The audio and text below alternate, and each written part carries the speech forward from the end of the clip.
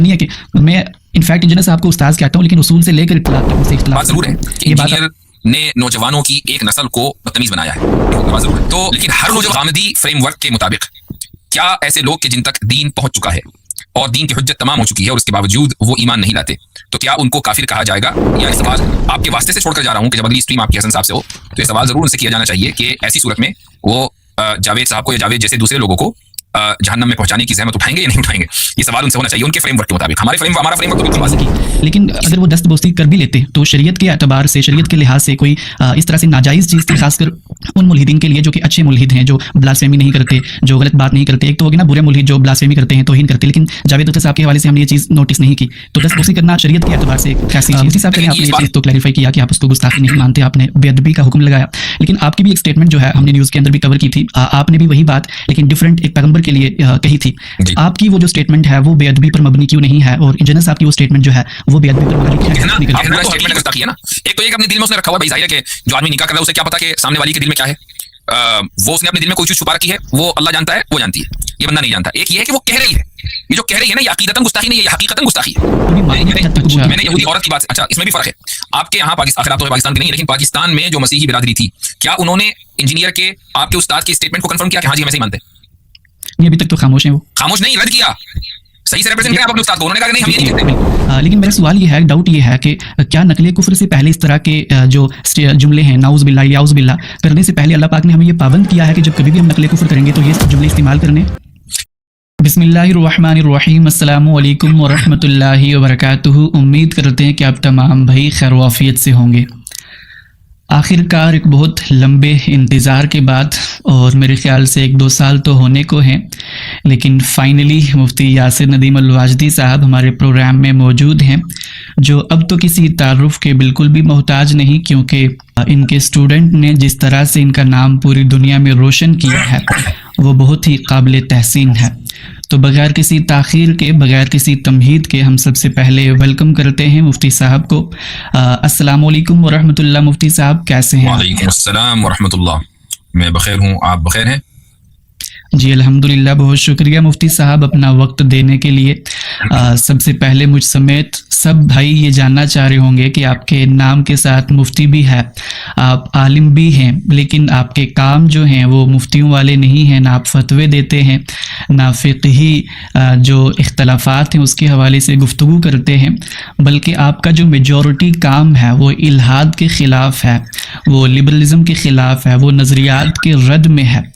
تو یہ مفتی ہونے کے باوجود یہ فیلڈ چوز کرنا، کیا یہ بائی چانس تھا یا پھر بائی چوائس تھا؟ بسم اللہ الرحمن الرحیم. جب آپ کسی بھی فتوے کی کتاب کو اٹھائیں گے تو اس میں ایک چیپٹر ملے گا آپ کو کتاب العقائد کا. چونکہ جب فتوے آتے ہیں، استفتاء آتے ہیں، سوالات آتے ہیں، تو وہ سوالات صرف اس چیز سے متعلق نہیں ہوتے کہ نماز میں یہ غلطی ہو گئی تو کیا کرنا چاہیے اور طلاق کس طرح واقع ہوگی یا نہیں ہوگی، بلکہ سوالات عقیدوں سے متعلق بھی آتے ہیں. بلکہ میں یہ کہوں گا کہ بعض حالات اور زمانوں میں تو ایسے سوالات کی کثرت ہوتی ہے کہ جن کا تعلق عقیدے سے ہے.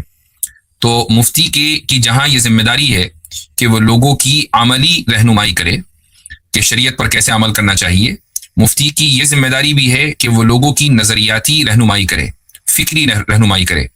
تو ہم نے یعنی سمجھ لیں کہ فتوے کے ڈپارٹمنٹ میں جو ایک خاص اس کا شعبہ ہوتا ہے، ذیلی شعبہ، اس کو پکڑا ہوا ہے. تو کوئی میں باقاعدہ فتاویٰ نہیں لکھتا ہوں، لیکن جو سوالات اس طریقے سے آتے ہیں لائیو ان کا جواب دیتا ہوں. مفتی کا یہ کام ہوتا ہے. جی بہت شکریہ، اور ماشاءاللہ ہم خود آپ کے لیے دعائیں کرتے ہیں، اللہ آپ کو سلامت رکھے. مفتی صاحب ابھی حال ہی میں جو مفتی شمائل ندوی صاحب کی جاوید اختر صاحب کے ساتھ ڈیبیٹ ہوئی، اس میں مفتی صاحب نے بہت ہی مدلل انداز کے اندر اپنا استدلال وہاں پر بیان کیا. لیکن میرا سوال یہ ہے کہ اگر مفتی صاحب کا استدلال سننے کے بعد بھی جاوید اختر صاحب خدا پر ایمان نہیں لاتے اور وہ ساری زندگی ایز اے ملحد ہی بسر کرتے ہیں، اور وہ اس دنیا سے بھی رخصت جو ہوتے ہیں تو وہ الحاد پر ہی ہوتے ہیں، تو کل قیامت کے روز کیا کوئی امکان ہے کہ وہ جنت میں جا سکے، اگرچہ کہ ان کے وہاں کوئی کانسیپٹ نہیں ہے خدا کے، ایمان کا، آخرت کا، لیکن ہمیں تو یقین ہے کہ ہمیں آخرت میں اٹھنا ہے، ہمارا ایمان ہے، تو کیا کوئی ملحد بھی ایز اے ملحد ہوتے ہوئے جنت میں جا سکتا ہے؟ آپ ماشاءاللہ بہت ساری سٹریمز حسن الیاس صاحب کے ساتھ کر چکے ہیں، ان کے فریم ورک کے مطابق کیا اتمام حجت ہوئی یا نہیں؟ یہ تو اللہ ہی جانتا ہے۔ نہیں، میں نے، اللہ تو جانتا ہی ہے، بات آپ نے اللہ سے سوال نہیں کیا نا، آپ نے انسانوں سے سوال کیا ہے، تو میں پوچھ رہا ہوں ان کے فریم ورک کے مطابق اتمام حجت ہوئی یا نہیں ہوئی؟ یہ تو وہی بتا سکتے ہیں بہتر۔ نہیں، ماشاءاللہ آپ چونکہ بہت زیادہ ان کے ساتھ سیشنز کر چکے ہیں اور اس موضوع پر بھی گفتگو ہو چکی ہے، تو اتمام حجت کا جو کانسیپٹ ہے وہ تو آپ جانتے ہی ہوں گے غامدی حضرات کے یہاں۔ جی جی بالکل، یہ تو وہی آ کے کھل کے بتا سکتے ہیں۔ میں نے تو جسٹ آپ کے سامنے ایک سوال رکھا ہے کہ آپ کے جو اتمام حجت کسے کہتے ہیں؟ اتمام حجت کسے کہتے ہیں ان کے؟ یہ بھی میرے خیال سے میں اس قابل نہیں ہوں کہ نہیں، آپ ہیں قابل، آپ بتا نہیں رہے، قابل ہیں۔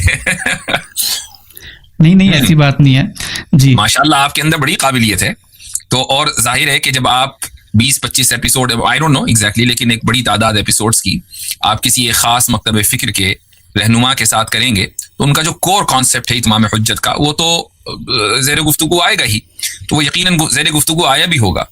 تو خود غامدی فریم ورک کے مطابق کیا ایسے لوگ کہ جن تک دین پہنچ چکا ہے اور دین کی حجت تمام ہو چکی ہے اور اس کے باوجود وہ ایمان نہیں لاتے، تو کیا ان کو کافر کہا جائے گا یا نہیں کہا جائے گا؟ جی جی مفتی صاحب، میں نے عرض کیا کہ میں جواب دینے کی پوزیشن میں تو نہیں ہوں جی، میں معذرت قبول کریں۔ جی جی ٹھیک ہے۔ اتمام حجت والا کانسیپٹ بھی اگر ہم لے کر آئیں تو یہ کفر ہے، چونکہ دین کی دعوت ان تک پہنچ چکی ہے، اور دین کی دعوت صرف مناظرے کے ذریعے نہیں پہنچی ہے، یہ بھی میں آپ کو پہلے ہی بتا دوں، بلکہ انفرادی طور پر، اور وہ جو قرآن میں ہے وَجَادِلْهُمْ بِالَّتِي هِيَ احسن طریقے سے جو دین کی دعوت ہے وہ ان تک پہنچ چکی ہے۔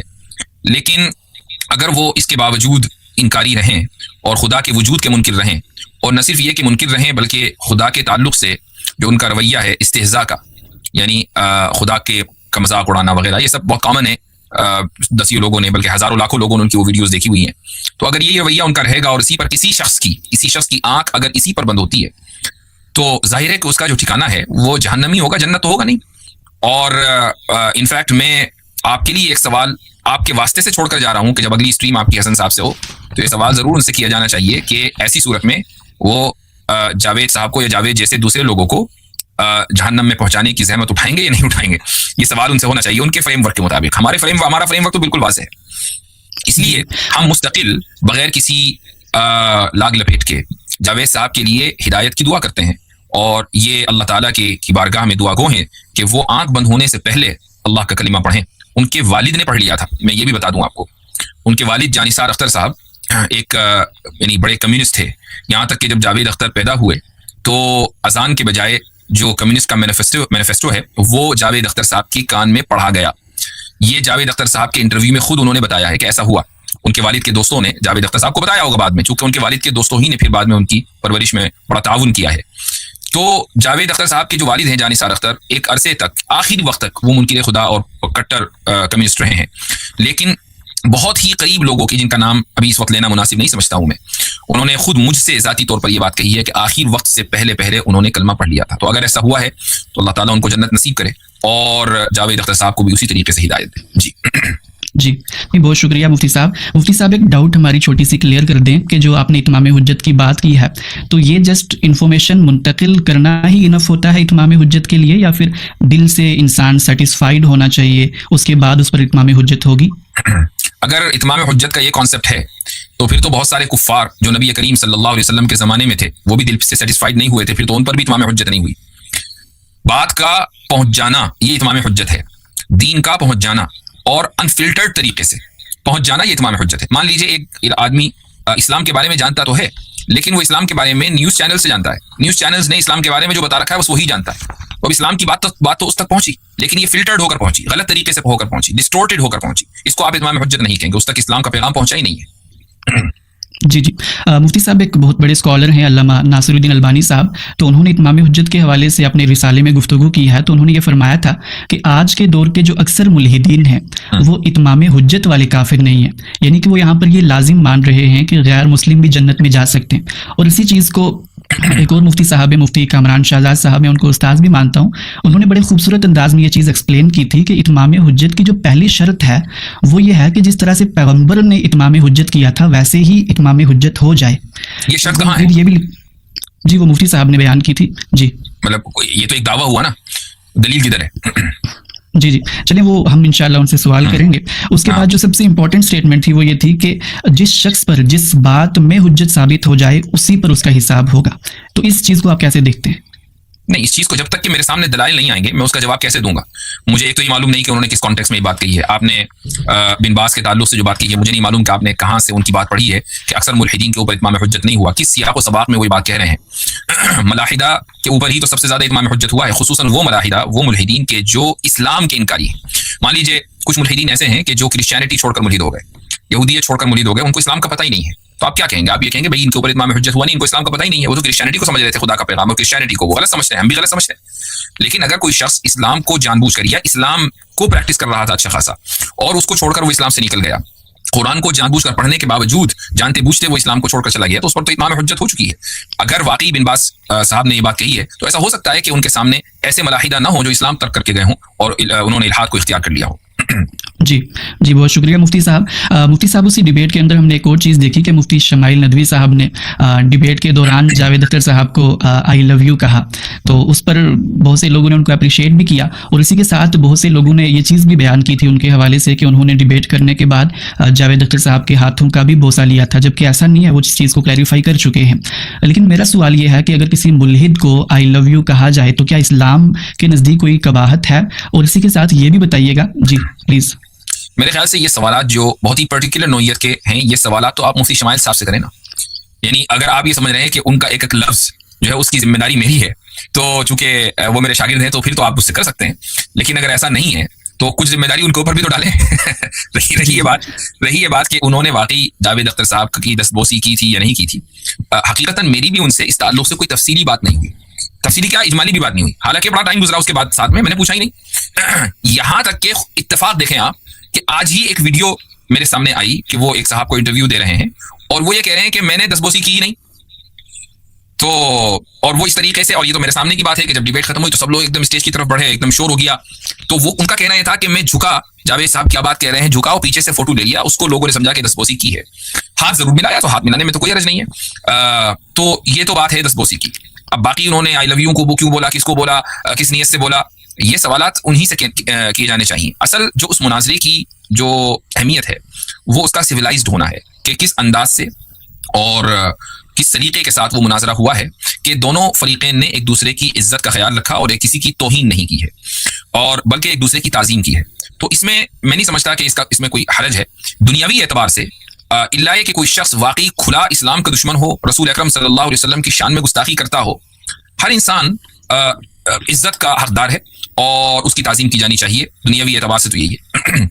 जी जी, मुफ्ती साहब वो जो आपने ये चीज़ क्लैरिफाई की कि उन्होंने दस्तबोसी नहीं की, लेकिन अगर वो दस्तबोसी कर भी लेते तो शरीयत के एतबार से, शरीयत के लिहाज से कोई इस तरह से नाजायज़ चीज़ थी, खासकर उन मुल्हिदीन के लिए जो कि अच्छे मुल्हिद हैं, जो ब्लास्फेमी नहीं करते, जो गलत बात नहीं करते। एक तो हो गया ना बुरे मुल्हिद जो ब्लास्फेमी करते हैं, तौहीन करते, लेकिन जावेद अख्तर साहब के हवाले से हमने ये चीज़ नोटिस नहीं की।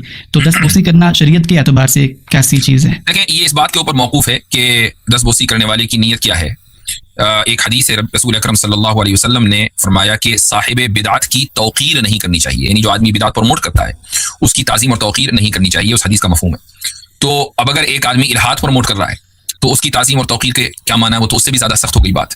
तो अगर मान लीजिए एक शख्स किसी की दस्तबोसी इसलिए कर रहा है कि वो माशरे का बड़ा है और शायद इस तरह मुसलमानों के रवैये को देखकर वो पिघल जाए और इस्लाम की तरफ आ जाए और वो उसको दावा का एक पहलू समझता है, तो ये अलग बात है। लेकिन अगर दस्तबोसी महज उसके एहतराम और ताज़ीम में कर रहा है, बावजूद है कि वो जानता है कि ये अल्लाह की शान में गुस्ताखी करता है, ये इस्तेहज़ा करता है, या रसूल अकरम सल्लल्लाहु अलैहि वसल्लम की तकज़ीब करता है, तो फिर ये जायज़ नहीं होगा।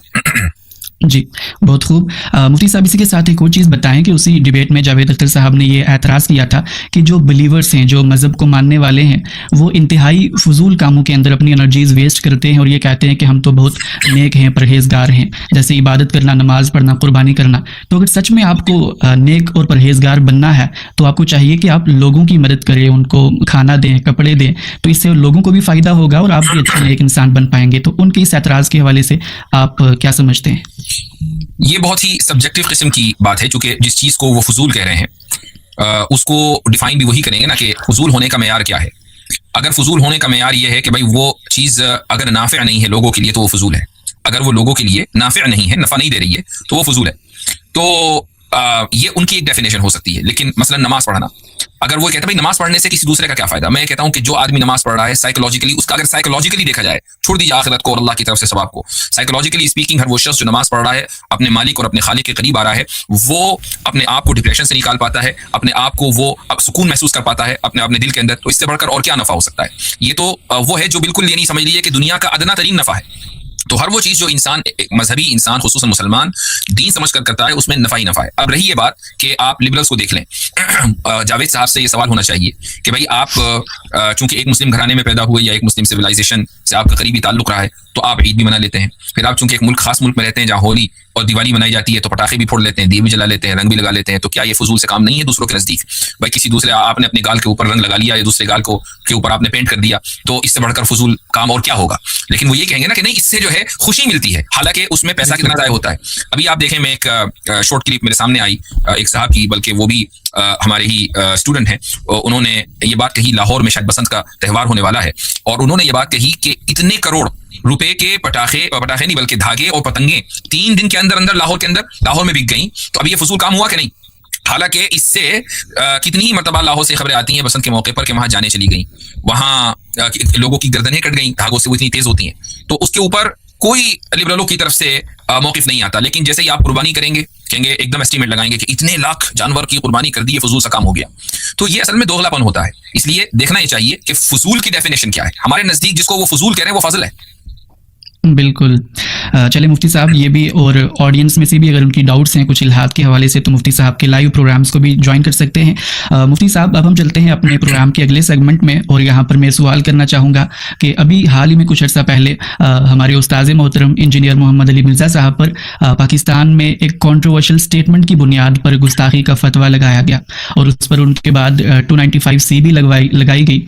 उनकी गिरफ्तारी के बाद मुफ्ती तारिक मसूद साहब और दीगर स्कॉलर्स ने ना सिर्फ वीडियो के अंदर बल्कि बाकायदा तहरीरी फतवे लिखकर इंजीनियर साहब के दिफा किया, और ये कहा कि इंजीनियर साहब ने गुस्ताखी नहीं की। और इसमें सबसे बड़ा नाम जामिया बिनोरिया, एक बहुत बड़ा इदारा है, उन्होंने भी फतवा दिया। अभी तक हमने आपकी राय इसके हवाले से नहीं सुनी कि क्या आपके नज़दीक। मैंने कई मरतबा इस ताल्लुक से राय दी है, एक मरतबा नहीं मुतअद्दिद मरतबा मैंने राय दी है। मैंने ये बात कही है कि मैं इसको गुस्ताखी नहीं मानता हूँ। गुस्ताखी एक बड़ा वर्ड है, मैं इसको बेअदबी मानता हूँ। जो कहने का तरीका है उसको बेहतर किया जा सकता था, लेकिन आपके उस्ताद मोहतरम जो हैं वो कहने के तरीके से वाकिफ नहीं है। सारा मसला ही यही है। तो अगर वो कहने के तरीके से वाकिफ हो जाएं तो उनके दसियों मसाइल हल हो सकते थे। देखें, तनकीद से कोई नहीं रुकता। हम भी तनकीद करते हैं, आप भी तनकीद कर सकते हैं, आपके उस्ताद भी तनकीद कर सकते हैं, कोई भी तनकीद कर सकता है, नो प्रॉब्लम। तनकीद तनकीस नहीं होनी चाहिए। इशू यहाँ होता है जब आप तनकीद को तनकीस में बदल लेते हैं और बाजारी जबान आप इख्तियार करते हैं, तो फिर उस तनकीद का कोई फायदा नहीं होता। ठीक है, तो मैं उसको गुस्ताखी नहीं मानता हूँ, मैं उसको बेअदबी मानता हूँ। रही ये बात कि क्या कानूनी कार्रवाई होनी चाहिए थी या नहीं, जाहिर है कि मैं चूंकि पाकिस्तान के कानून का माहिर नहीं हूँ, इस ताल्लुक से मैंने उस वक्त भी कोई राय नहीं दी थी कि ये कानून उनके ऊपर सही दफा सही लगी या नहीं लगी। आई डोंट नो, मैं उसके बारे में अपने आप को कैपेबल भी नहीं पाता। लेकिन अगर शरई नुक्ता नज़र से देखा जाए तो उसको मैंने गुस्ताखी नहीं बेअदबी में करार दिया। तो शायद ये मेरा ही मौकिफ है। दोनों के दरमियान किसी ने अभी तक, मैंने कम से कम नहीं देखा कि फ़र्क किया हो कि गुस्ताखी एक अलग चीज़ है और बेअदबी एक अलग चीज़ है।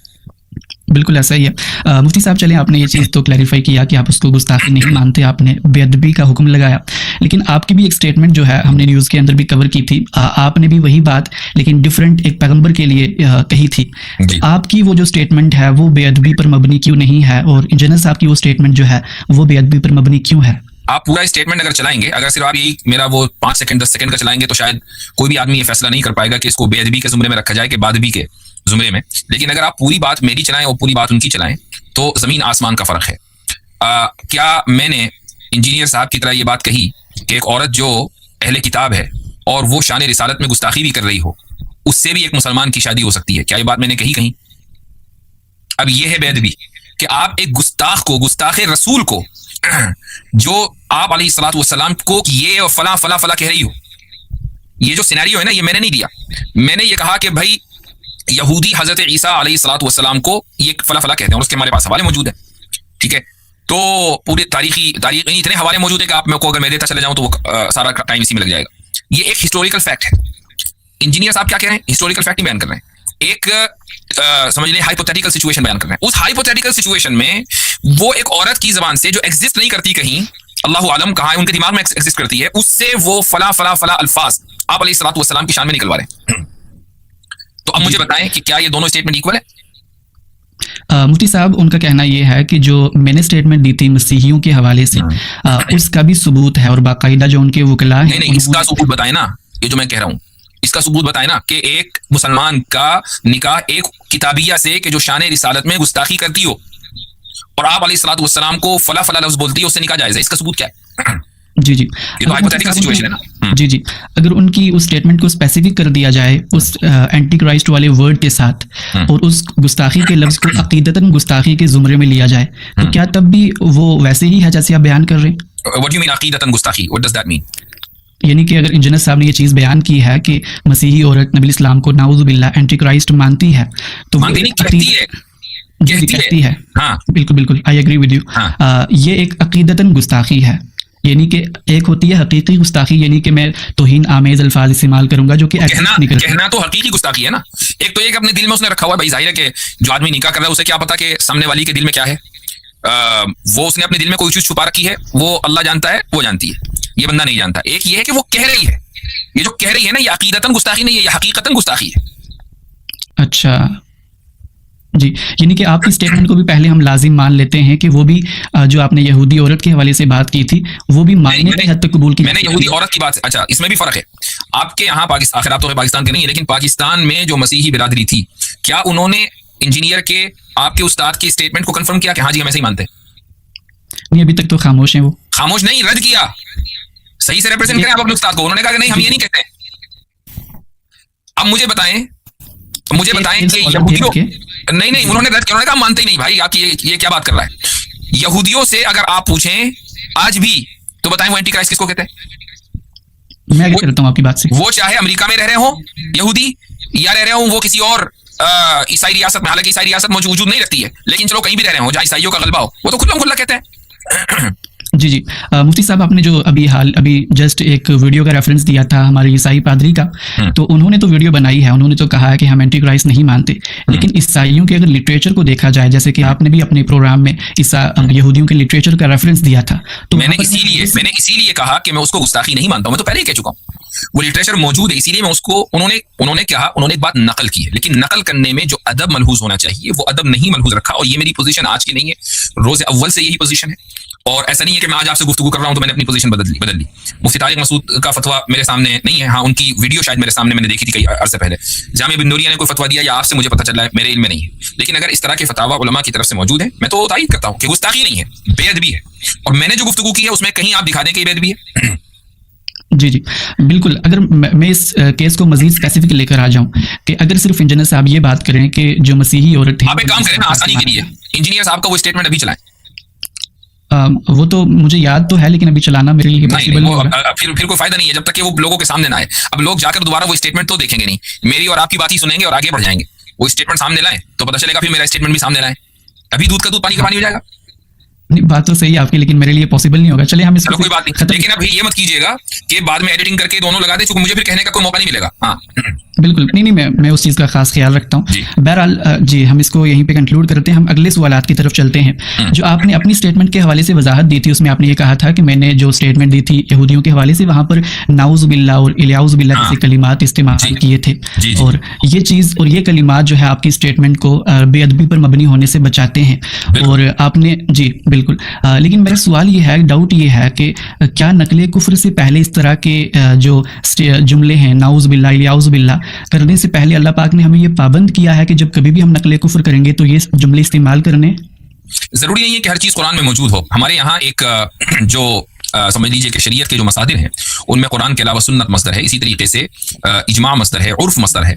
तो लोगों का जो उर्फ है, खुसूसन जब मामला अदब का आता है तो अदब के उमूर उर्फ से तय होते हैं। हमारा जो मुसलमानों का उर्फ है, और सिर्फ इंडियन पाकिस्तानी मुसलमानों का नहीं, पूरी उम्मत मुस्लिमा का जो उर्फ है, इसलिए मैं उसको अगर इजमा कहूं तो गलत नहीं होगा, वो ये है कि जब हम इस तरह की बातें खुसूसन रसूल अकरम सल्लल्लाहु अलैहि वसल्लम के हवाले से नकल करते हैं कि जिससे कुफ्र लाजिम आ रहा है, तो उसमें इयाज़ बिल्लाह अल-इयाज़ बिल्लाह जरूर नकल करते हैं। अब आप ये को कुरान में तो है नहीं, तो कुरान का कायल तो अल्लाह है ना, वो काहे को इयाज़ बिल्लाह कहेगा? ये बिल्कुल तो हमारे लिए है अदब। जी जी। एक और चीज़ क्लियर कर दें कि जो हमारे उलमाए किराम हैं, रवायती उलमाए किराम हैं, मुफ्ती तकी उस्मानी साहब ने भी ये किताब लिखी है बाइबल से कुरान तक, इसी तरह से आला हज़रत ने भी अपनी किताबों के अंदर जब नकल कुफ्र किया है तो वहाँ पर ये आप वाली शराइत को मलहूज़ खातिर नहीं रखा। इवन डॉक्टर इसरार अली रहमा की एक वीडियो मौजूद है, वहाँ पर भी वो आप वाली बात करते हैं यहूदियों के हवाले से, लेकिन वो भी ये इलियाउज़ बिल्ला नाउज़ बिल्ला जैसे कलिमात इस्तेमाल नहीं कर रहे कि तो क्या अब वो भी नबी इस्लाम के बेअदब होंगे? नहीं, बिल्कुल नहीं। उन किताबों में, हालांकि इस वक्त मुफ्ती तकी साहब की जो किताब है, क्या नाम बताया आपने? बाइबल से कुरान तक। बाइबल से कुरान तक। अगर आप उसके मुकदमे ही को देख लेंगे, ठीक है, उसी किताब के मुकदमे में, अब उसके अंदर मान लीजिए 1000 कुफ्र लिखे हुए हैं ईसाइयों के, तो अब 1000 मरतबा तो इयाज़ बिल्लाह नहीं आएगा ना।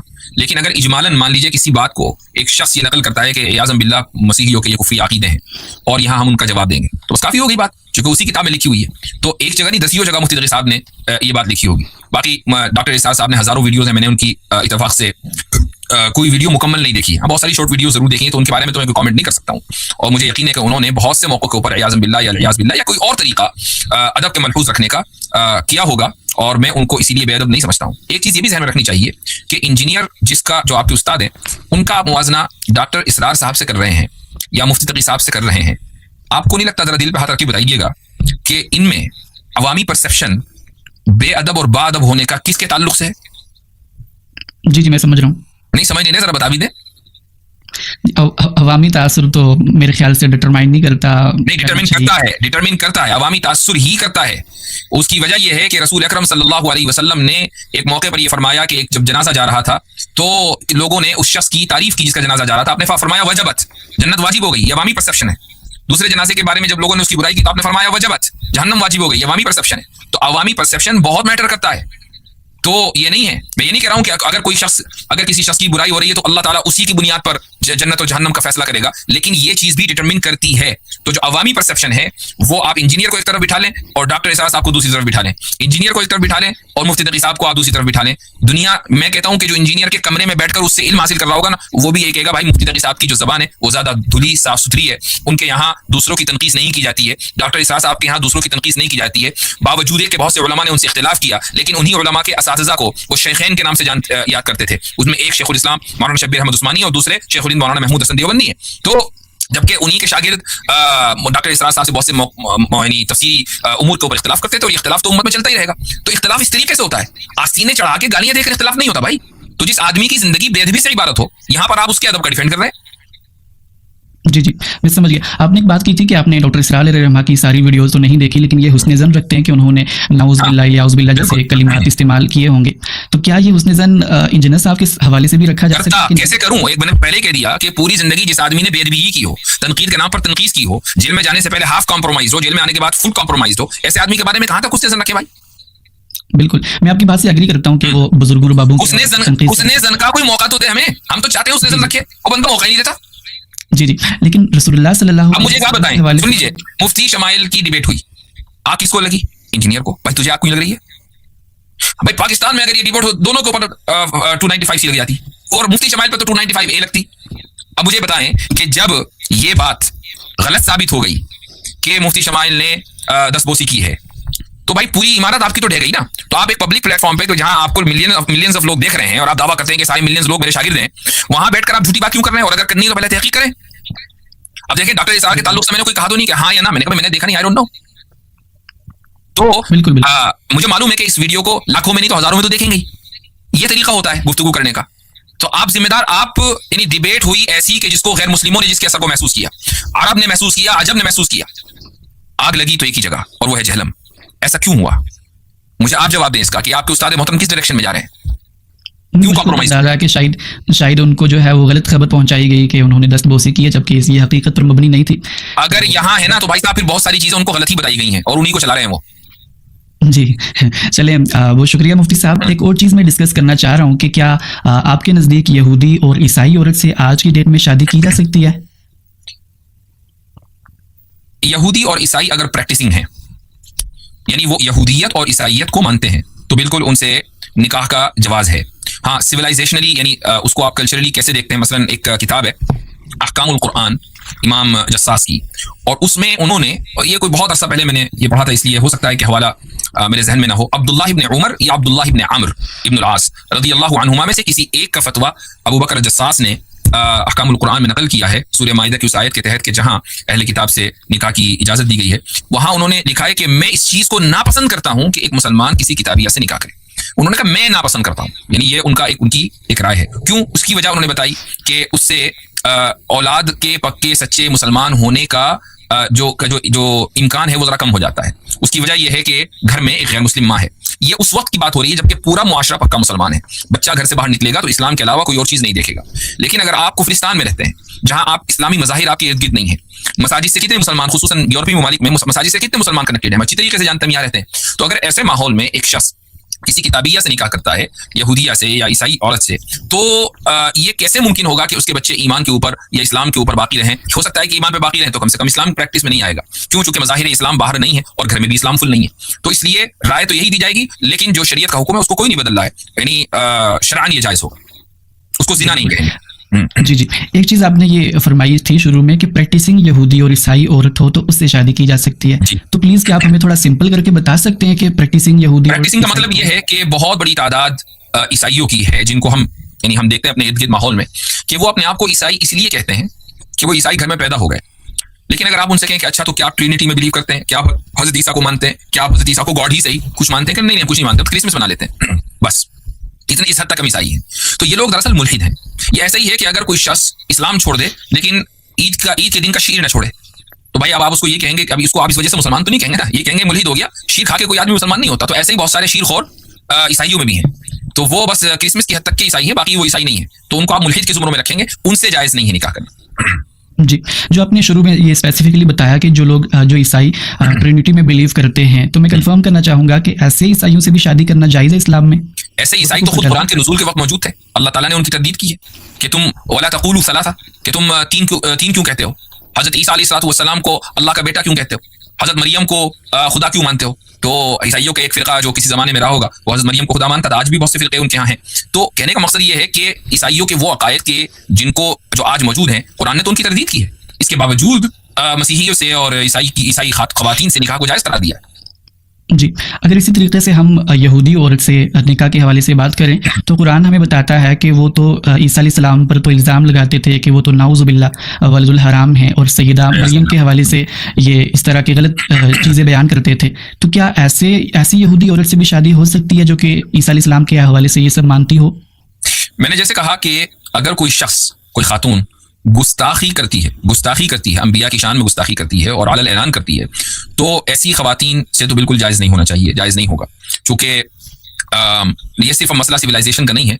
जो औरत अमलन गुस्ताखी कर रही है वो अपने बच्चों को वही सिखाएगी। लेकिन अगर यहूदी, आज बहुत बड़ी तादाद में यहूदी हैं जिनका ताल्लुक सिर्फ ये है कि हाँ भी वो तौरात को मानते हैं और सिनेगॉग में जाते हैं, बाकी हजरत ईसा के ताल्लुक से उनका क्या नजरिया है, बहुत सौ का कोई नजरिया नहीं है, और बहुत सौ का नजरिया ये है कि नहीं हजरत ईसा भी ठीक ही थे। एक बड़ी तादाद यहूदियों की हजरत ईसा को वो नहीं मानती जो आप कह रहे हैं, यानी उन्होंने अपने आप को अपग्रेड करने की कोशिश की है। तो अगर इस तरह की कोई यहूदी है जो गुस्ताखी अमलन नहीं करती है, तकादन करती हो, आपने जो तकसीम की है ना अकीदे वाली गुस्ताखी, अमल वाली गुस्ताखी, तो अकीदे वाली गुस्ताखी कर रही है तो करे, लेकिन अमलन नहीं करनी चाहिए, उससे निकाह जायज़ नहीं होगा।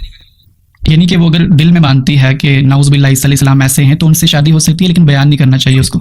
अगर वो अमली तौर पर गुस्ताखी कर रही है किसी भी नबी की तो उससे निकाह जायज़ नहीं होगा। तो क्या ये अमली तौर पर गुस्ताखी है कि वो दिल में मानती है ईसा अलैहिस्सलाम के हवाले से कि वो नाउज़ बिल्लाह वैसे थे? नहीं, अमल है। अमल हम अपने आज़ा से करते हैं, अपनी ज़बान से करते हैं। दिल में अगर कोई चीज़ है उसका ताल्लुक दिल का अमल तो हो सकता है, लेकिन वो एक ऐसी चीज़ है कि जिसको सिर्फ अल्लाह ताला जानता है, कोई दूसरा बंदा नहीं जान सकता। जी, एक और चीज़ प्लीज़ मुझे यहाँ पर कंफर्म कर दें, ये डाउट भी है हमारी कि जो इंजीनियर साहब ने स्टेटमेंट दी थी उसके पूरे कॉन्टेक्स्ट को हम ख़त्म कर देते हैं, लेकिन जो मसीही औरत इस नबी इस्लाम को वैसा मानती है जैसा इंजीनियर साहब बता रहे थे, तो क्या वो अकीदे की हद तक रखती है? जैसे आपने ये बताया कि वो अमलन उसका इजहार नहीं करती, तो क्या उस औरत से शादी की जा सकती है इस्लाम में? मैंने तो पहले ही कह दिया है कि किसी भी नबी की अमली गुस्ताखी करने वाली औरत से निकाह जायज़ नहीं होगा। अब अगर कोई औरत अपने दिल में कुछ छुपाए बैठी है तो उसको आप पता कैसे चलेगा कि इसका अकीदा क्या है, सिवाय इसके कि वो मसीहिया है? That's it. اور اس سے نکاح جائز ہے. لیکن میں نے ساتھ میں یہ بھی کہا کہ آج کا جو ماحول ہے کہ جس میں مظاہر اسلام بالکل شاعر اسلام ختم ہو چکے ہیں, یہاں تک کہ بہت سے مسلم ملکوں میں شاعر اسلام کی کوئی پابندی نہیں ہے, تو ایسی عورت سے نکاح نہیں کیا جانا چاہیے. یہ بھی صحابہ کا ہی فتویٰ ہے, لیکن کیا جانا چاہیے. اور زنا میں فرق ہے, یعنی اس کو ہم زنا نہیں کہیں گے. جی جی چلیے, بہت شکریہ مفتی صاحب یہ چیز بھی ہمیں کنفرم کرنے کے لیے. اب آتے ہیں ہم کچھ اپنے پروگرام کے لاسٹ سیگمنٹ پر. اس میں آپ سے جاننا چاہوں گا کہ ابھی حال ہی میں افغانستان میں قانون سازی ہوئی جس پر بہت سے لوگ تنقید کر رہے ہیں, جس میں سب سے بڑی جو چیز ہائی لائٹ کی جا رہی ہے وہ یہ ہے کہ جو قانون سازی کی گئی ہے وہ سوسائٹی کو مختلف کیٹیگریز میں ڈیوائڈ کر کی گئی ہے. یعنی کہ اگر کوئی مذہبی عالم جو ہے کوئی جرم کرتا ہے تو اسے میری نظر سے نہیں گزرا. کسی نے پوسٹ ضرور کی, کہیں میں نے دیکھی کہ بھئی یہ تقسیم کی ہے, لیکن ڈیٹیل میں نے نہیں دیکھی. لیکن آپ مجھے بتائیں اگر ایسی کوئی بات ہے تو. جی جہاں تک میں نے یہ چیز اسٹڈی کی ہے وہ یہ ہے کہ مذہبی علماء کے لیے الگ سزائیں ہیں, اور جو سیاستدان ہیں ان کے لیے الگ سزائیں ہیں, اور جو عام لوگ ہیں ان کے لیے الگ سزائیں ہیں. ان کا کہنا یہ ہے کہ جو مذہبی علماء ہیں ان کو صرف وارن کرنا ہی انف ہے جرائم سے روکنے کے لیے, اور اس کے مقابلے میں جو عام الناس ہیں, یعنی اگر کوئی عالم جو ہے وہ زنا میں خدا نخواستہ ملوث ہو جائے, چوری میں ملوث ہو جائے, تو اس پہ کوئی سزا نہیں. تعزیراتی سزا کے حوالے سے انہوں نے یہ قانون سازی کی ہے. جی یعنی حدود و قصاص سے ہٹ کر جو عام تعزیرات ہیں ان کے تعلق سے. تو مجھے تھوڑا سا دیکھنا پڑے گا, چونکہ میں نے صرف ایک پوسٹ اتنی ہی جتنی آپ نے کہی دیکھی ہے, لیکن میں نے وہاں کے قوانین جو بھی پاس ہوئے ہیں ان کا تفصیلی جائزہ نہیں لیا, تفصیلی کا اجمالی بھی جائزہ نہیں لیا. صرف ایک قانون جو میرے سامنے آیا وہ اس کے تعلق سے آیا, شان رسالت میں گستاخی یا توہین کے تعلق سے, کہ بھئی اس میں اگر توبہ کر لی تو اتنے سال کی, اور اگر دوبارہ کیا تو پھر سزائے موت ہے. میں سمجھتا ہوں کہ یہ ایک بہت بیلنس قانون ہے. لیکن یہ جو تفریق والی بات کی ہے, یہ آپ دوسرے شخص ہیں جو مجھے بتا رہے ہیں, اور تفصیلات میرے سامنے نہیں ہیں. جب تک کہ میرے سامنے ان قوانین کی تفصیلات نہ ہو تو میں اس وقت تک کوئی کامنٹ نہیں کر سکتا. بالکل فیئر انف. انجینئر تو ہوں نہیں میں, کسی نے بتایا اور میں نے کامنٹ کر دیا. جی مفتی صاحب ایک اور چیز کنفرم کر دیں کہ آپ نے اویس ربانی صاحب کے پروگرام میں یہ بات کی تھی کہ گستاخی کی سزا ظاہر پر دی جائے گی. ہاں, اور یہ بھی بتا دوں میں اویس ربانی صاحب کے پروگرام میں گستاخی اور بے ادبی میں نے فرق کیا تھا. مجھے یاد آیا کہ انہی کے پروگرام میں آپ نے اگر دیکھا ہوگا تو یہ بات یاد رہی ہوگی. جی سوری, لیکن اس پروگرام میں آپ نے معذرت کر دی تھی یہ کہنے سے کہ میں گستاخی کے حوالے سے اپنا موقف نہیں دوں گا, اسلامی نظریاتی کونسل جو فیصلہ سنائے گی وہی میرا موقف ہوگا. تبھی میں نے اسٹارٹنگ میں یہ سوال کیا تھا. جی میں سوال عرض کر رہا تھا کہ گستاخی کے حوالے سے آپ نے کہا تھا کہ گستاخی کی سزا ظاہر پر دی جائے گی, لیکن اگر ہم باقی سزاؤں کو بھی دیکھیں, سب سے بڑی سزا جو قتل کی سزا ہے, تو وہاں پر بھی انٹینشن کو ملحوظ خاطر رکھا جاتا ہے. جو قتل خطا ہے اس کے لیے الگ سزا ہے, اور جو جان بوجھ کر قتل کرنا ہے اس کے لیے الگ سزا ہے. تو یہاں پر آپ یہ کیسے کہہ سکتے ہیں کہ انٹینشن کو نہیں دیکھا جائے گا, صرف ظاہر کو دیکھا جائے گا؟ قتل خطا اور قتل عمد میں آپ جو فرق کرتے ہیں وہ نیت کی بنیاد پر کرتے ہیں, یا قتل بھی تین طرح کے ہیں, قتل عمد, قتل شبہ عمد اور قتل خطا, یا ہتھیار کی بنیاد پہ کرتے ہیں؟ یہ تو آپ بہتر بتا سکتے ہیں. ایک آدمی نے ایک کلوز پراکسیمیٹی پہ گولی چلا دی, بندوق اس کے پاس, سامنے والے کے گولی چلا دی. کلوز پراکسیمیٹی کہہ رہا ہوں, ایک ہے بہت دور, وہ سمجھ رہا تھا کہ ہرن ہے, اور بہت دور کہیں کچھ اس کو لگا کہ شاید ہرن ہے, اور اس نے گولی چلائی اور وہ بندہ نکلا انسان. یہ قتل خطا. یعنی اس میں اس کو کہنے کی بھی ضرورت نہیں ہے. اگر وہ یہ ثابت کر دے کہ بھائی میں تو ہرن کا شکار کرنے کے لیے گیا تھا, ہرن کو مارا تھا, یہ بندہ کہاں سے آیا, بس ہو گیا کافی. اب دل تو چیل کر کوئی دیکھ نہیں رہا. لیکن اگر مان لیجیے وہ کلوز پراکسیمیٹی میں ہے اور وہاں سے اس نے گولی چلائی, تو اس کو قتل خطا نہیں کہا جائے گا. وہ کہے گا نہیں یہ غلطی سے ہو گیا, نہیں میں تو اس کو ہرن سمجھ رہا تھا, بھائی 20 فٹ کے اوپر بندہ ہے تو اس کو ہرن کیسے سمجھ رہا تھا. تو یہاں نیت نہیں دیکھی جائے گی, ہتھیار دیکھا جائے گا. ہتھیار دلیل بنے گا کہ اس بندے کی نیت کیا تھی. ورنہ تو ہر قاتل یہ کہے کہ میری نیت تو اصلاح تھی معاشرے کی, میں تو اس کو پیار کر رہا تھا, وہ تو گولی لگ گئی اس کے, تو کوئی بھی قاتل اس کو آپ کبھی سزا ہی نہیں دے پائیں گے. تو یہاں پر جو فیصلہ ہوتا ہے وہ ہتھیار کی بنیاد پر ہوتا ہے. تو یہ جو قیاس آپ نے کیا یہ قیاس غلط ہے. اب آ جائیں گستاخی کے اوپر. ایک آدمی اگر گستاخی کرتا ہے اور ظاہری طور پر, تو ہر گستاخ جو دل سے بھی گستاخی کر رہا ہوگا, جب اس کو سزا دی جائے گی نا تو وہ یہ کہے گا میری تو نیت کچھ اور تھی, وہ غلطی سے ہو گیا. تو پھر تو لا اینڈ آرڈر کبھی بھی مینٹین ہو ہی نہیں پائے گا. تو یہ دیکھا جائے گا نا کہ اس کی یعنی اس نے واقعی ظاہراً گستاخی کی ہے یا اس نے گستاخی نہیں کی ہے. دل میں اس کا اعتقاد ہے, دل میں کچھ بھی ہو اس کے اوپر کوئی سزا نہیں ہے. لیکن اگر زبان سے اس نے کہا ہے اور یا لکھ دیا ہے, اس نے کوئی بات لکھ دی ہے گستاخی والی, تو آبویسلی اس کے اوپر سزا جاری ہوگی. لیکن میں نے ابھی جیسے کہا کہ افغانستان کے تعلق سے جو قوانین آئے ہیں, جو صرف وہ ایک قانون میں نے پڑھا, 2-3 اور قوانین میرے ذہن میں اس وقت نہیں ہے, لیکن وہ والا قانون چونکہ آئی کیچی تھا کہ ہاں یہ انہوں نے ایک نئی بات نکالی ہے, اور اس کی وجہ یہ ہے کہ اس میں توہین رسالت والے مسئلے میں کہ اگر کوئی شخص توبہ کر لیتا ہے تو اس کو پھر اتنے سال کی سزا ہے, شاید 2 سال کی سزا یا 6 سال کی, میرے ذہن میں نہیں ہے. لیکن اگر وہ دوبارہ پھر اگر یہ حرکت کرتا ہے تو اس کا مطلب یہ ہے اب یہ ثابت ہو گیا کہ یہ آدمی گستاخ ہے, جب بھی تو ریپیٹ کر رہا ہے نا. پہلی بار آپ نے ایک مرتبہ بینیفٹ آف ڈاؤٹ دے سکتے ہیں, دوبارہ تو نہیں دیں گے. تو اب انہوں نے اس کو سزائے موت بھی نہیں دی, اور معاملے کی سنگینیت کو اس طرح باقی رکھا کہ ویسے ہی نہیں چھوڑ دیا بلکہ کچھ نہ کچھ سزا بھی دی, اور اس کے بعد پھر دوبارہ اگر وہ یہ حرکت کرے گا تو سزا موت. آئی تھنک یہ بہت بیلنس قانون ہے. جی مفتی صاحب ایک جو آپ نے یہ بات کی تھی کہ اگر ہم نیت کو دیکھیں تو وہ تو سزا کے ٹائم پہ جو ہے وہ مجرم بھی گستاخ جو اصل میں ہوگا وہ بھی معافی مانگ لے گا اور وہ کہے گا کہ میری نیت گستاخی کی نہیں تھی.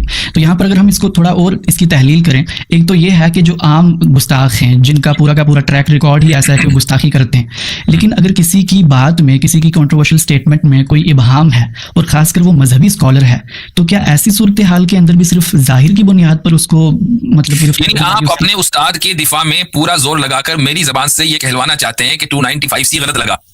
اگر یہ بات ہے, میں تو پہلے کہہ چکا ہوں. ہاں پہلے کلیئر ہو گیا, پہلے کلیئر کر دیا کہ وہ گستاخ نہیں ہے. میں جسٹ یہ سمجھنا چاہ رہا ہوں کہ آپ نے جو پریمس بلڈ کیا ہے اس میں انٹینشن کو آپ نے کوئی بھی جگہ نہیں دی, جبکہ اگر کہیں پہ ابہام موجود ہو, کوئی عالم ہو, ہم صرف انجنر صاحب پر نہیں بلکہ دیگر اسکالرس پر بھی فتوے لگے ہیں. اگر ابہام موجود ہے تو وہ ابہام الفاظ میں ہی ہے نا. اگر وہ ابہام کہاں ہوگا؟ وہ یہ کہے گا کہ نہیں میری نیت ایسی تھی ویسی تھی. بھائی ابہام بھی تو الفاظ ہی میں ہوگا نا. مثال کے طور پر وہ جو سمجھ لیں کہ جنید جمشید والی کنٹروورسی ہوئی تھی, اب مجھے ایگزیکٹ الفاظ ان کے یاد نہیں رہے, یا مفتی طارق مسعود صاحب نے کینیڈا میں ایک بیان دے دیا تھا. اچھا میں یہ بھی بتا دوں کہ مفتی طارق مسعود صاحب کو اپوز میں نہیں کیا تھا, ٹھیک ہے, جو مفتی صاحب کو برا بھی لگا ہوگا, اور ظاہر ہے کہ وہاں میں انڈیا کی صورتحال اور امریکہ کی صورتحال الگ ہے, پاکستان کی صورتحال الگ ہے. مفتی صاحب کے قریبی لوگوں نے مجھ سے رابطہ کیا کہ بھائی آپ نے کیا کہہ دیا. تو خیر اینی ویز وہ ایک واٹس ایپ گروپ کے اوپر میں نے یہ کہا کہ بھائی مفتی صاحب کا رجوع بھی کوئی رجوع ہے, رجوع کریں تو صحیح سے کریں رجوع. وہ جو انہوں نے قرآن کی آیت کے تعلق سے ایک بات کہی تھی نا, آپ کو شاید یاد ہو, تو رجوع ان کو بغیر کسی قیل و قال کے کرنا چاہیے, تو جو بعد میں انہوں نے کر لیا, بات ختم ہو گئی. یعنی ہم نے بھی دینی حمیت میں ہی بات کہی تھی, ورنہ مفتی طارق مسعود صاحب سے کوئی ہماری خدا نخواستہ دشمنی کوئی ہے, ہمارے دوستوں میں سے ہیں. تو پوائنٹ یہ ہے کہ یہ ابہام والی بات ہے, یہ ہے ابہام کہ ایک آدمی یہ کہے کہ نہیں بھائی میں رجوع کرتا ہوں, مجھے یہ نہیں یہ کہنا چاہیے تھا, میں یہ کہنا چاہ رہا تھا. الفاظ ہی سے تو اس نے ثابت کیا نا کہ میں یہ کہنا چاہ رہا تھا, میری زبان سے یہ لفظ نکل گیا, تو ٹھیک ہے دیٹس فائن. لیکن ایک آدمی اگر آپ علیہ الصلوۃ والسلام کو العیاذ باللہ گالیاں دے, تو آپ یہ تو نہیں کہہ سکتے کہ بھائی نہیں یہ تو ابہام ہے, نہیں وہ کچھ اور کہنا چاہ رہا تھا. گالی تو گالی ہوتی ہے نا. بالکل بالکل. تو اس میں آپ نیت کیسے نکال کے لائیں گے؟ جی میں ایک کیس اسٹڈی رکھ دیتا ہوں یہاں پر کہ کبھی کبھار جو آپ نے مثال دی مفتی طارق مسعود صاحب والی, آپ نے کہا کہ ابہام الفاظ کے اندر ہی موجود ہوتا ہے, لیکن کبھی کبھار ایسی اسٹیٹمنٹ آتی ہے ہمارے علماء کرام کی طرف سے, میں اس چیز کو شروع نہیں کرنا چاہوں گا, پھر آپ مجھے کہیں گے کہ انجنر صاحب تو یہی کام کرتے ہیں. جسٹ میں اشارہ کر دیتا ہوں کہ جو ہمارے بریلوی مطلب فکر کے کچھ علماء ہیں انہوں نے گرفت کی ہمارے دیوبند کے اکابرین کی, تو وہاں پر تو ایسی اسٹیٹمنٹس ہیں جن کے ابہام کے اندر بھی مطلب ہم ڈاؤٹ فل ہیں, صرف ہمیں انٹینشن بچاتی ہے ان پر تکفیر کا فتویٰ نہ لگانے کی کہ وہ بہت جید عالم تھے, تو وہ ایسی بات نہیں کر سکتے. ایسا نہیں ہے کہ صرف انٹینشن بچاتی ہے کہ جی نہیں نیت یہ تھی, نہیں, بلکہ یہ آپ مجھے اس طرف لے جا رہے ہیں کہ جس موضوع کے اوپر میں عام طور سے گفتگو نہیں کرتا ہوں اور نہ ہی نہ میں کرنا چاہتا ہوں, اور اس کی وجہ ہے کہ چونکہ ہمیں اپنے میدان کی حفاظت کرنی ہے. لیکن یہ ذہن میں رکھنا چاہیے کہ بہت سی مرتبہ ایسا بھی ہوا ہے کہ جو بات جیسی تھی ویسی نہیں کہی گئی اور اس لیے وہ گستاخانہ لگی. جی ایک اور چیز مجھے بتا دیں کہ جیسے سیدنا عمر کے دور میں جب قحط سالی ہوئی تو وہاں پر چور کی سزا کو انہوں نے ٹیمپریری طور پر جو ہے وہ ختم کر دیا, تو وہ بھی وہاں پر بھی اس کے پیچھے انٹینشن ہی ملحوظ خاطر تھی کہ چلیں اس دوران مجبور ہیں لوگ چوری کرنے کے لیے, وہ یہ سب چیزیں کر دیتے ہیں. تو کیا اس چیز کا اجتہاد یہاں پر نہیں کیا جا سکتا کہ گستاخی میں بھی انٹینشن دیکھی جائے گی؟ نہیں ایسا نہیں ہوتا ہے کہ یعنی لوگوں کو گستاخی کرنے کی ایسی کیا نوبت آ رہی ہے کہ گستاخی نہیں کریں گے تو بھوکے مر جائیں گے, کیا ایسی کوئی سینیریو ہے؟ نہیں میں علماء کا دفاع کر رہا ہوں کہ علماء پر نہیں لگنی چاہیے. نہیں دیکھیں ابھی تو آپ تھوڑی دیر پہلے کہنے لگے کہ بھائی افغانستان کے تعلق سے یہ خبر آ رہی ہے کہ وہاں علماء کے لیے قوانین الگ ہیں, اس سے تو معاشرے میں تفریق ہو جائے گی نا کہ عام لوگ کچھ بھی کہے اس کو کھٹ سے پکڑ لیا اور عالم کچھ بھی کہتا پھر یہ کیا بات ہوئی؟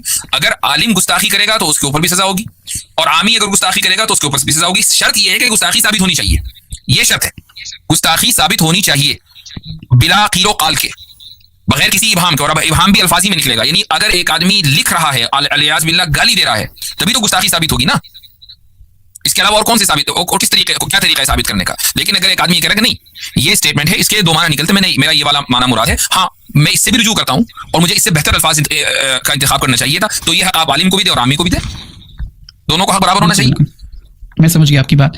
ایک اور چیز پلیز لاسٹ پہ اس کو بھی ایڈریس کر دیں کہ ابھی ریسنٹلی آپ کا ایک پروگرام ہوا تھا, اس میں آپ سے سوال کیا گیا تھا کہ کیا انجینئر صاحب کے حوالے سے آپ کے پاس کوئی رپورٹس ہیں کہ ان کو سننے کے بعد لوگ ملحد ہوئے ہیں, تو آپ نے وہاں پر انجینئر صاحب کے حوالے سے تو گفتگو نہیں کی کہ میرے پاس ایسی رپورٹ نہیں ہے, لیکن آپ نے البتہ غامدی صاحب کے حوالے سے یہ فرمایا تھا کہ ان کی ڈاکٹرائن کے اندر मुल्हिदीन को सेटिस्फाइंग आंसर्स नहीं मिलते, ये स्टेटमेंट आपकी थी। तो आजकल गामदी साहब की इल्हाद के ऊपर सीरीज भी चल रही है, तो प्लीज़ आप हमें कोई ऐसा सवाल बता दें जो हम उनसे पूछ सकें जो आपके मुताबिक उनके डॉक्ट्राइन के अंदर उनका जवाब नहीं है। मेरे इल्म में नहीं है कि उनकी कोई रद्द हाथ के ऊपर सीरीज चल रही है। माशाल्लाह अगर चल रही है तो हम भी सुनेंगे, देखेंगे कि ऐसी क्या बात है। असल बात ये नहीं है कि हम कोई ऐसा टफ सा सवाल उनसे करें कि जी गामदी साहब जो है वो लाजवाब हो जाए। वो उवैस इकबाल ने उनको 10वीं मरतबा कर रखा है। असल बात ये है कि क्या मुल्हिदीन उनके जवाबों से सेटिस्फाई होकर ये कहते हैं कि भाई हाँ अब बात सही हो गई। उनके जवाबों को सुनने के बाद ऐसा लगता है कि सिवाय शुगर कोटिंग के और कुछ नहीं हुआ। यानी जो जहां जहां भी एतराज हो रहा है ना किसी मुल्हिद को, गामदी साहब कहते हैं ये तो है नहीं इस्लाम में। और सोचता भाई आप आए अभी 20 साल पहले, 30 साल पहले आपको कोई जानता नहीं था, 1400 साल से एक प्रैक्टिस चली आ रही है, मैं कैसे मान लूं आपकी बात। आपने जो एकदम ट्विस्ट कर दिया। मैं अक्सर मिसाल दिया करता हूँ, गामदी साहब की जो डॉक्ट्रिन है वो ये है कि आपकी गाड़ी अगर खराब हुई और इंजन का अगर उसमें साइन आया तो गामदी साहब वहाँ इंजन के साइन पर टेप लगा देते हैं, गाड़ी ठीक हो गई। भाई इंजन खोल के जरा ठीक देखो तो इंजन में क्या प्रॉब्लम है, आपने इंजन के ऊपर इंजन के साइन के ऊपर टेप लगा दिया कि गाड़ी ठीक हो गई। ये डॉक्ट्रिन है, उनकी डॉक्ट्रिन का खुलासा है। तो असल ये है कि लोग ये कहते हैं, मसलन अगर उनकी डॉक्ट्रिन वाकई इतनी ज्यादा शानदार होती तो हारिस सुल्तान कब का इस्लाम कबूल कर लिया होता। हारिस सुल्तान ने तो कहता है कि भाई ना तो यहाँ लोनी का मसला, ना बांदी का मसला, ना जिहाद का मसला, ना किसास का मसला, ना हाथ कटने का मसला, कोई मसला ही नहीं है इनके इस्लाम में, टेंशन ही नहीं है। काफिर भी काफिर नहीं, जहन्नमी भी जहन्नमी नहीं, सब सारे रास्ते जन्नत जाने वाले। अब जब कुछ है ही नहीं, बचा ही नहीं है, तो बंदा क्यों नहीं कबूल कर रहा इस्लाम। उसको एतराज ही उस पर था ना, उसको एतराज लोनी का मसले पर है, उसको एतराज हज़रत आयशा की निकाह के मसले पर है, उसको जिन मसले के ऊपर एतराज है, गामदी साहब ने तो सारे मसले हल कर दिए ना, तो ये क्यों नहीं आ जाते, उनके मसले तो हल हो गए। तो बात यह है कि ये शुगर कोट इस्लाम है कि हर वो चीज के जो प्रॉब्लम आपको दे रही हो उसको आप इनकार कर दें। तो कैसे कोई आदमी, खुसूसन अगर मुल्हिद मुखलिस है, अगर कोई मुल्हिद मुखलिस है और वाकई वो ये समझता है कि इस्लाम में उसे तहकीक करके नतीजा निकाला है कि इस्लाम में कुछ ना कुछ प्रॉब्लम है उसके नजदीक, तो वो तो कभी भी ये डॉक्टर नहीं मानेगा। जी मान चुका होता, मान चुका होता 60 एपिसोड किए उसने।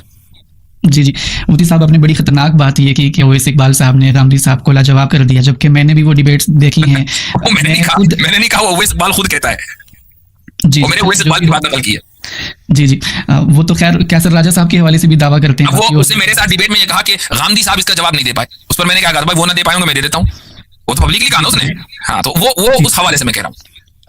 लेकिन उनकी डिबेट्स हमने भी देखी हैं गामदी साहब की, हम जो हैं वो सेटिस्फाइड हो जाते हैं उनके इस्तेदलाल से। मैं खुद बहुत सी ऐसी डाउट्स थी जो कि आपकी वीडियोस देखने की वजह से भी और गामदी साहब का कंटेंट सुनने की वजह से भी हमारा ईमान मजबूत हुआ। तो आपने कहा कि हारिस सुल्तान ने अभी तक इस्लाम कबूल नहीं किया, तो वो तो हमेशा यही रीज़न देता है कि मेजॉरिटी लोग तो उनके साथ हैं ही नहीं। हाँ मैं वही कह रहा हूँ, वरना ऐसा नहीं है कि वो मेरी बात सुन के हारिस सुल्तान ने इस्लाम कबूल कर लिया, या मैं उस वक्त अपने आप को हक पर मानूंगा जब सारे मलाहिदा मेरी बात सुनकर इस्लाम कबूल कर लेंगे। इस्लाम कबूल करना या किसी का हिदायत पर आना है तो अल्लाह ताला की तौफीक की बात है। जिसको अल्लाह ताला तौफीक दे वो इस्लाम में दाखिल होगा, जिसको नहीं देगा वो नहीं, चाहे कितनी ही बात हक की उसके सामने पहुंच जाए। असल बात यह है कि मुल्हिदीन गामदी साहब के नैरेटिव और उनके वर्ल्ड व्यू को सुनने के बाद क्या ये कहते हैं कि हाँ जी अब बात समझ में आ गई, लेकिन हम मानने की नहीं, या ये कहते हैं कि भाई आप इधर की बात कर रहे हैं, आपने वेल एंड गुड कर दिया हर चीज को, जो प्रॉब्लम्स हैं उनको इग्नोर कर दिया। ये सारे मुसलमान देखो शुरू से लेकर आखिर तक के आज तक के क्या मानते आ रहे हैं, आप तो 20 साल पहले आए हैं।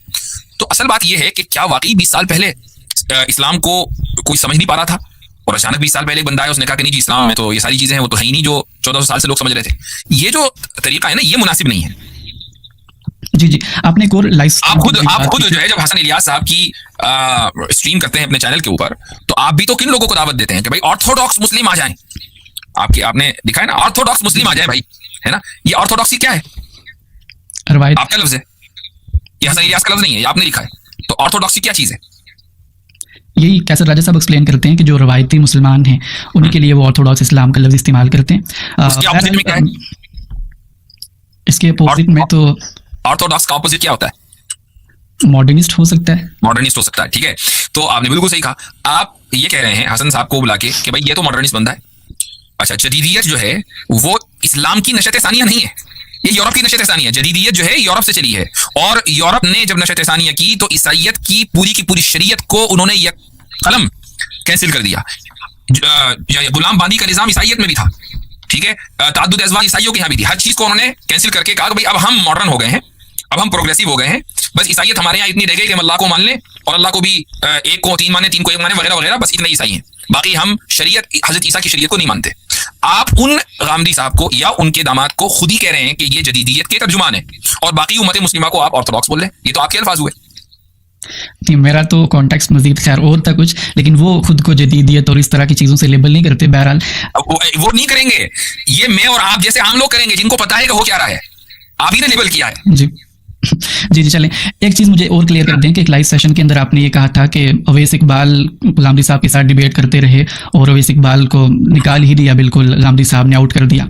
इस तरह से तो आप पर भी कोई एतराज़ कर सकता है कि आपकी भी डिबेट्स हुई हैं, आपकी हारिस सुल्तान के साथ तो मेरे ख्याल से नहीं हुई, लेकिन अवैस इकबाल साहब के साथ हुई हैं, कैसर राजा साहब की भी हुई है हारिस सुल्तान के साथ, तो वो आपकी बात सुनकर भी कोई ईमान नहीं ले आए, तो फिर ये गिला फिर मैं तो पहले ही कह चुका हूं कि ईमान लाना मेयार नहीं है, ये तो अल्लाह ताला की तौफीक से होता है। मैंने अभी 2-3 मिनट पहले ये बात वाज़ेह की है कि गामदी साहब के ऊपर मुल्हिदों का एतराज ये नहीं है कि आपने बहुत अच्छा जबरदस्त कर दिया, हम हमारे सारे मसाइल क्लियर हो गए। ये है कि भाई आप आके इधर से रहो, हु आर यू, इधर देखो सारी उम्मत मुस्लिमा को किधर खड़ी है, हमारे एतराज तो बाकी है, ठीक है। इसलिए वो गामदी साहब के जो शुगर कोटेड इस्लाम है उसको बाई नहीं करते हैं। That's what I am trying to say. रही ये बात डिबेट में किसी का पलड़ा भारी हो सकता है, किसी का कमजोर हो सकता है, ये तो दिन रात चलता ही रहता है। इसका ताल्लुक अगर मान लीजिए कल को किसी की डिबेट किसी मुसलमान आलिम की किसी गैर मुस्लिम से हो और मान ले खुदा ना खास्ता वो मुसलमान आलिम किसी वजह से कमजोर हो जाए, तो इसका मतलब ये कि इस्लाम का मौक़िफ़ कमजोर हो गया नहीं। बिल्कुल बिल्कुल, यानी कि आप इसको ऐसा उसूल नहीं बयान कर रहे कि अगर किसी शख्स से डिबेट करने के बाद हारिस सुल्तान या फिर अवैस इकबाल मुसलमान नहीं हुआ तो उसकी डॉक्ट्राइन के अंदर कुछ कमजोरी है। कतान नहीं, मैं ये उसूल मानता ही नहीं हूँ। मैं ये तो ईमान लाना, हिदायत पर आना, ये खुदा ताला की तौफीक से। वरना अब आप देख लें मुफ्ती शमाइल साहब वाली डिबेट हुई, तो अगर ये उसूल हम माने तो फिर तो जावेद अख्तर को वही कलमा पढ़ लेना चाहिए था भाई, तभी हम मानेंगे कि डिबेट कामयाब है। ऐसा नहीं है। डिबेट जो होती है, हम लोग जो डिबेट करते हैं मुल्हिदों से करते हैं, गैर मुस्लिमों से करते हैं, हमारे जहन में ये जरूर होता है कि खुदा ताला सामने वाले को हिदायत दे, दुआ जरूर मांगते हैं, लेकिन बहुत सारे ऑब्जेक्टिव्स में एक ऑब्जेक्टिव ये भी होता है कि इस डिबेट को सुनने वाले जो मुसलमान हैं उनका ईमान मजबूत हो, मुसलमानों का ईमान मजबूत हो, इसलिए भी डिबेट की जाती है। बिल्कुल, बहुत शुक्रिया मुफ्ती साहब, वक्त भी हमारा ख़त्म हो चुका है, मेरे सवालात भी ख़त्म है, लेकिन आखिर में मैं जानना चाहूँगा कि इस प्रोग्राम करने से पहले आपने पहले ही सवाल पर मुझे टोक दिया और एक एंगेजमेंट होने की कोशिश थी आपकी तरफ से, तो क्या इरादा था आपका आज के प्रोग्राम को लेकर? मेरा इरादा आपको एक्सपोज करना था। नहीं, ऐसा नहीं है। मैं कोई तैयारी करके तो आया नहीं, और ना मैंने आपसे पूछा कि आप मुझसे क्या सवाल करेंगे, कोई मैंने आपसे सवाल मांगे हो, कुछ नहीं। वो इंजीनियर साहब मांगते, मैं नहीं मांगता। हमारे यहाँ तो ये है कि भाई जो आ जाए सवाल कर ले, तो बस जो जहन में आया वो मैंने आपसे कर लिया। बाकी एक दो बातों का जो आपका मैंने हवाला दिया वो इसलिए कि आपका चैनल कभी कभी सामने आ जाता है, चीज़ें आती रहती हैं, पॉपअप होती हैं इस एल्गोरिथम की वजह से, तो इसलिए वो चीज़ें आ जाती हैं, वो जहन में आ गई। बाकी इरादा सिर्फ आपसे एंगेजमेंट था, इरादा सिर्फ ये था कि आपसे गुफ्तगू हो, चूंकि तकरीबन 2 साल से आप कह रहे थे और मुझे ही वक्त नहीं मिल पा रहा था, तो आपके ऑडियंस तक हमारी बात पहुंच जाए, दैट्स इट। जी, लेकिन एक चीज़ मैंने नोटिस की कि मैं तो चले बहुत ज़्यादा स्टूडेंट हूँ इंजीनियर साहब का या फिर बाकी सब गामदी साहब का, लेकिन आपके हवाले से आपके जहन के अंदर शायद ये तासुर बन चुका है कि इंजीनियर साहब के स्टूडेंट्स तो बड़े बदतमीज़ होंगे, और उसी वजह से आपने भी मुझे स्टार्टिंग में उसी तरह से पुश करने की कोशिश की। नहीं, आपको हमने कभी बदतमीज़ नहीं कहा। माशाल्लाह बहुत नस्तालिक किस्म के इंसान है। मैंने कोई पुश नहीं किया। असल ये कि कुछ इत्माम हुज्जत के ऊपर मैंने आपकी ज़बान से कुछ निकलवाना चाहा, और जो आप जानते हैं लेकिन आप वो कहना नहीं चाह रहे थे, लेकिन चलो कोई बात नहीं है। तो इसका ताल्लुक इससे नहीं है कि आप अपना डिफेंस करें कि नहीं मैं तो ऐसा नहीं हूं, मैं तो वैसा नहीं हूं। देखें, ये बात जरूर है कि इंजीनियर ने नौजवानों की एक नस्ल को बदतमीज बनाया है, ये बात जरूर है, लेकिन हर नौजवान को बदतमीज बनाया है ऐसा नहीं है। बाज मरतबा घर की तरबियत एक इंसान को महफूज कर लेती है, आपकी घर की तरबियत ने आपको महफूज रखा है। जी, और मैं यहाँ पर फिर से ये चीज़ कहना चाहूँगा कि अगर मैं आज आपके साथ प्रोग्राम कर रहा हूँ, मेरे लिए फ़ख्र की बात है ये, लेकिन इंजीनियर साहब की वजह से कर रहा हूँ क्योंकि उन्होंने मुझे फ़िरका वारियत से बाहर निकाला। वरना मुझे याद है कि मैं बचपन में एक दफ़ा नमाज़ पढ़ने के लिए गया था, मैं बरेलवी मकतबा फ़िक्र से ताल्लुक़ रखता था, लेकिन मुझे जब इल्म हुआ कि वो देवबंदी इमाम है तो मेरी बहुत बदबख्ती हुई कि मैं वहाँ से वापस आ गया मस्जिद से, मैंने नमाज अदा नहीं की। तो इस फ़िरका वारियत से मुझे इंजीनियर साहब ने ही बाहर निकाला है। तो निकल चुके, आप तो खैर जल्दी पैदा हुए थे, हम तो अभी नहीं, हमारे बड़े भी निकल चुके। जी, बहुत अच्छी बात। जी, तो जहाँ पर बहुत सी चीज़ें नेगेटिव आप बताते हैं इंजीनियर साहब के बारे में, तो कुछ एक चीज़ें हमारे लिए पॉजिटिव भी हैं। ऐसा नहीं है कि मैं इनफैक्ट इंजीनियर साहब को उस्ताद कहता हूँ, लेकिन उसूल से लेकर इत्तलात तक उनसे इख्तलाफ करता हूँ। ये बात आपके लिए हैरानकुन होगी, तो इख्तलाफात के बाद भी हम एक दूसरे की रिस्पेक्ट करते हैं, और मैंने आपको भी इसी वजह से इनवाइट किया था, अगरचे कि आपने बहुत सी स्टेटमेंट्स दी थी हमारे हवाले से, लेकिन तब भी मैंने आला ज़रफ़ी दिखाते हुए आपको इन्वाइट किया, और बहुत शुक्रिया आपका हमें ज्वाइन करने के लिए, और बहुत अच्छा लगा आपसे गुफ्तगू करके। मैं आपसे इजाज़त चाहूँगा। अस्सलाम वालेकुम। बारकल्लाहु फीकुम। अस्सलाम वालेकुम व रहमतुल्लाहि व बरकातहू।